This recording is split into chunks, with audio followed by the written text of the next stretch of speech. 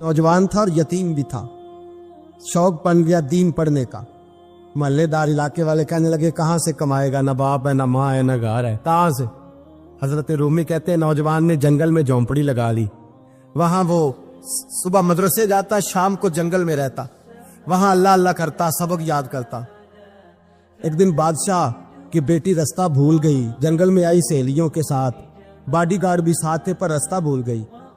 खोती खोती शाम हो गई, ऐसी खोई कि जब रात गहरी हो गई तो आके उस नौजवान के पास रुकी और चिल्लाने लगी। शेर के दहाड़ने की आवाज आती है, भेड़िए के बोलने की आवाज आती है। नौजवान अकेला, सहेलियां बिछड़ गई, गार्ड बिछड़ गए। कहने लगी मैं परेशान हूँ, मुझे जगह मिल जाएगी। नौजवान कहता मैंने शहजादी देखी और मुझे भी पता था कि घर एक ही है और आग को अंदर से दरवाजा भी बंद करना पड़ता है, जंगल जानवर भी आ जाते हैं। कहते मेरी छोटी सी कुटिया में, झोंपड़ी में वो आई, रो के कहने लगी सहारा कोई नहीं, अगर मैं पीछे निकलूंगी तो भेड़िए खा जाएगा। कहते मैंने उसे जगह दे दी। अकेली औरत, चिराग जल रहा है, सबक याद कर रहा हूँ। मेरे नबी पाक ने फरमाया जहां मर्द औरत अकेले हो तीसरा शैतान होता है। और शहजादी, वो बच्चा कहता है सबक याद करता रहा सारी रात। वो बच्ची को कहा सो जा, पर वो कहती है नींद मुझे भी कहाँ आई। ऐसे मौकों पर नींद, सारी रात सबक याद करता। थोड़ी थोड़ी देर के बाद चिराग जलता तो उस पर उंगली रखता, हाथ जलता तो पीछे खींचने, फिर दूसरी उंगली रखता, थोड़ी देर के बाद जलता तो खींचने, हाथ सारा जल गया। सुबह किरणें चमकी तो कहने लगा चल निकल जा, दौड़ जा, बस बड़ा सब्र का इम्तिहान हो गया, चली जा। शहजादी बाहर निकली, सिपाही ढूंढ रहे थे। बादशाह खुद जंगल में निकला हुआ था, मेरी बेटी मिल गई। बादशाह तन्हाई में जाके कहने लगा बेटा मैं दुनिया को बताऊंगा कि मेरी बेटी खोई नहीं थी, सिपाही साथ ही थे। ये बड़ा मुश्किल होता है, बेटी तो भूल के भी रात कहीं रह पड़े तो लोग जीने नहीं देते, तो बेटा मुश्किल हो जाएगा मेरे लिए। कहाँ थी? उसने कहा नेक नौजवान के पास। उसने कहा बेटा मैं तो तेरी बात मानूंगा पर दुनिया नहीं मानेगी। अगर उस नौजवान ने किसी को बता दिया कि तू उसके पास थी तो फिर लोग मेरा जीना मुहाल कर देंगे। बेटा मैं मर जाऊंगा, मेरी मजबूरी ये है कि वो कहीं राज ना उगल दे वो नौजवान, उसे कत्ल करना पड़ेगा। औरत ने मिन्नतें की, उस बेटी ने कहा मेरे मौसम को मारोगे, रोई। और वो कहने लगा मैं बादशाह हूँ, मेरा अपना विकार है, मैं उसको छोड़ नहीं सकता। गिरफ्तार कर लाए सिपाही। वक्त तय हो गया सजा का। अकेले कारकोशरी में रखा गया, जो उसके खास एतबार वाले थे उनकी ड्यूटी लगाई। बादशाह ने बुलाया, पहले बिलम आया। औरत कहने लगी, बेटी कहने लगी एक दफा तो बुलाओ ना, एक सवाल बस पर्दे में रह के पूछना है और फिर जो आपका जी चाहे, मेरे मौसम को मारना तो है, तो मर्जी आपकी। सामने खड़ा किया, नौजवान पर्दे के पीछे, औरत खड़ी हो गई। बादशाह बीच बैठ गया। बीबी कहने लगी सारी रात बेदार मैं भी रही, सोया तू भी नहीं। वो जो तू चिराग के करीब हाथ लगा के जलाता था वो समझ नहीं आई। नौजवान रो पड़ा, कहने लगा क्या करूं, मैंने रसूलुल्लाह का दीन पढ़ा है, क्या करूं, मैंने हुजूर का दीन पढ़ा है। मैंने पढ़ा है कि जानी को सबसे नीचे दोज़ख के सबसे निचले दर्जे में जलाया जाए, उसे जहन्नमियों का पीप और रेशा पिलाया जाए, कंद खिलाया जाए। ये रवायतें पड़ी हुई थी। थोड़ी थोड़ी देर के बाद शैतान मुझे कहता था बदकारी कर ले। मैं अपना हाथ उसी वक्त जब शैतान मशवरा देता तो मैं आग पे करता। मैं कहता अगर ये बर्दाश्त हो गई तो वो भी हो जाएगी। जब हाथ जलता तो मैं समझ जाता नहीं तुझसे तो ये नहीं बर्दाश्त होती तो वो कैसे होगी। फिर मुझे शैतान मशवरा देता कोई देख नहीं रहा, तू बुलाने नहीं गया, खुद आई। मैं दूसरी उंगली लगा देता। मैंने हाथ जलाया और मैं समझ गया जब छोटे से चिराग की इतनी सी शमा की आग नहीं बर्दाश्त होती तो दोज़ख कैसे बर्दाश्त होगी। कहते मैं बाज आया। बादशाह ने ये कहानी सुनी, लफ्ज सुने तो चीख मार के रोया। कहने लगा तालिब इल्म तू तो मेरे नबी का सच्चा गुलाम है और मेरे रसूल के जो सच्चे गुलाम होते हैं उन्हें फांसियां नहीं दी जाती, उन्हें तख्त पर बिठाया जाता है। अब तुझे सजा नहीं होगी बल्कि मैं अपनी बेटी का निकाह तेरे साथ करूंगा और मेरे बाद इस सल्तनत का बादशाह भी तू ही बनेगा। अब वो नौजवान वहां नारे लगा रहा है, कहता लोगों तुम मुझे कहते थे दीन से क्या मिलता है, दीन से तो अल्लाह तख्त व ताज भी अता फरमा देता है। अगर नौजवान शर्मो हया वाले बन के रहे अल्लाह सारी इज्जतें दे देगा। देखे ना अल्लाह के फजल से इज्जत मिलती है और जब कोई इज्जतदारों जैसा काम ही ना करे। एक बात और अर्ज करनी है पर वक्त थोड़ा रह गया।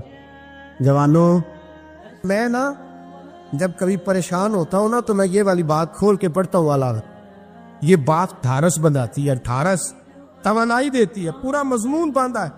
اعلیٰ حضرت کہتے ہیں بہروپیہ تھا, مداری, روپ بدل بدل کے دکھایا کرتا تھا, بادشاہوں سے انعام لیتا تھا. ایک دن اورنگزیب عالمگیر کے پاس آ گیا, کہنے لگا میں روپ بدلوں گا, اگر آپ پہچان نہ سکے تو میں انعام لوں گا. آپ نے فرمایا میں کوئی ایسے ویسا بادشاہ نہیں, کہا مجھے دھوکہ دینا مشکل ہے. کہا نہیں میں روپ بدلوں گا. حضرت اورنگزیب عالمگیر بڑے نیک بادشاہ گزرے, بڑے پرہیزگار. وہ بہروپیہ کہنے لگا میں روپ بدلوں گا, آپ نہیں پہچان سکیں گے. فرمایا چل جتنا تیرے اندر زور ہے لگا لے. حضرت نے اعلان کیا کہ میں نے فوجی بھرتی کر دے, 2 ماہ کے بعد ٹیسٹ ہوگا. وہ 2 مہینے دوڑتا رہا, رنگ روپ بناتا رہا, آیا ٹیسٹ دینے, 2-3 سپاہیوں کا امتحان لیا. اس کی باری آئی تو 10 روپے دیے, کہنے لگے تیرے آنے جانے کا کرایہ میں نے تجھے پہچان لیا ہے. کچھ دنوں کے بعد جانے لگے سفر پر, تو بھکاری آ گئے خیرات مانگنے. اس نے بھی سارے منہ پر سیاہی مال لی, کپڑے پھاڑ لیے, سر کے بال مڈا لیے, پگے تک کٹا لی, بدرنگ ہو کے آیا. کاسا آگے کیا تو حضرت نے 10 روپے ڈالے, کہنے لگے تیرے آنے جانے کا کرایہ میں نے پہچان لیا ہے.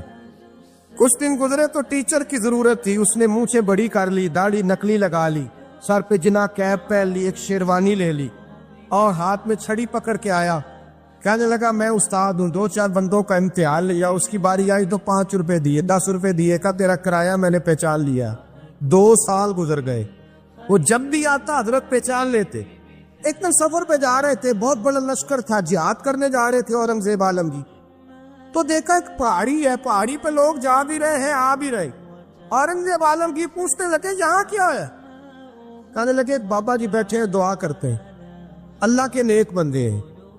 اورنگزیب کہنے لگے یار پرانے لوگ سارے ہی اللہ والوں کو مانتے, یہ بھی مصیبت آئی ہے جتنی نہیں آئی ہے, سارے لوگ ہی مانتے.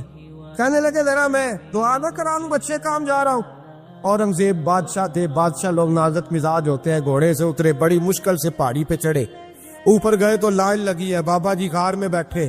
کہنے لگے میں نے ملنا, میں اورنگزیب ہوں. انہوں نے کہا ہمارا بابا اس طرح کا پیر نہیں کہ امیر آئے تو رنگ اور ہو, غریب آئے تو اور ہو, یہاں اگر ملنا ہے تو لائن میں لگ جاؤ, سب ایک جیسے. اب لائن میں کھڑے ہو گئے, 50 آدمی آگے تھے, کہتے 51واں نمبر تھا.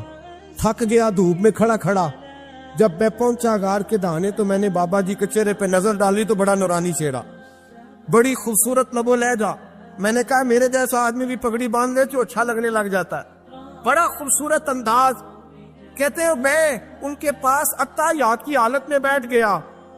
میں نے کہا حضور میں جا رہا ہوں جہاد کرنے, دعا کرنا. بزرگوں نے ہاتھ اٹھائے, اللہ اس کی مدد فرما, دین کو غلبہ عطا فرما, اسے دین کا سچا پکا سپاہی بنا. پھر تھپکی دی, 2-4 نصیحتیں نکال ڈالی, دیکھنا ظلم نہ کرنا, زیادتی نہ کرنا, جب تم جیت کر نہ کرنا, غرور نہ کرنا, نصیحتیں بھی کر دی.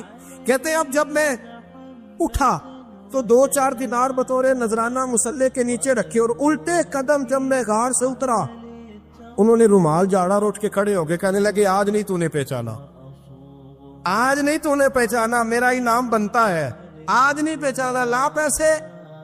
اورنگزیب کہنے لگا یار تو نے حد کر دی, کہاں چڑھا کہاں کھڑا رہا, دھوپ میں تھک گیا, کمال کر دی بھائی تو نے. پتا تو کیا لے گا, اب تو جلدی بتا, وہ کتنے لوگ پیچھے دھوپ میں کھڑے ہیں, لشکر سارا کھڑا ہے, کیا لے گا؟ اس نے کہا سب سے قیمتی ہیرے وہ ہے جو تیرے سر کے تاج میں لگے ہوئے, مجھے تیرا تاج چاہیے. او بھائیو سننا اور یاد رکھنا, میرے اعلیٰ حضرت کہتے ہیں بادشاہ نے سر کے اوپر سے تاج اتارا, بہروپیے کے قدموں میں رکھا اور کہنے لگے یہ لے, اور یہ تو تیرا مانگنے پر میں نے دیا ہے نا, میں واپس آتا ہوں تو آنا, میں اپنی مرضی سے بھی تجھے دوں گا. تو نے اورنگزیب جیسے بندے کو دھوکہ دیا, آنا میں اس وقت بھی دوں گا. وہ دے کر بس بات ختم ہو گئی, حد ہو گئی. دے کر کہتے ہیں جب میں پلٹا نا واپس, بہروپیے نے آواز دی بادشاہ ٹھہر جا,